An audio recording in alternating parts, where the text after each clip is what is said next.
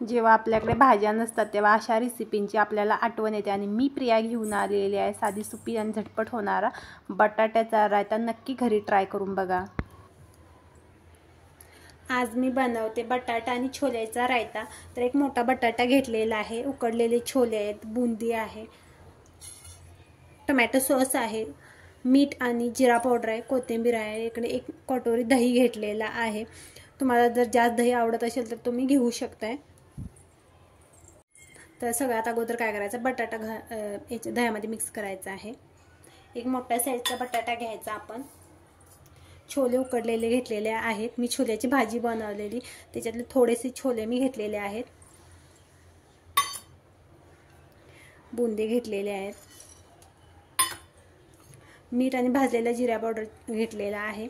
मी जिरा भाजून पावडर घरीच बनवलेली आहे. हा 1 चम्मच टोमॅटो सॉस आहे आणि आपली कोथिंबीर. सगळं आता व्यवस्थित मिक्स करून घ्यायचं आहे.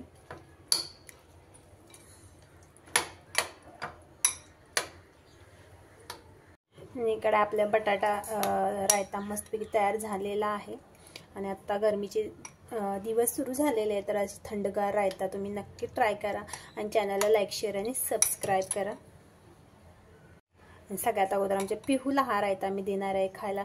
तिला असे दह्याच्या रेसिपी खूप आवडतात. आणि आपला मस्तपैकी बटाटा रायता तयार झालेला आहे.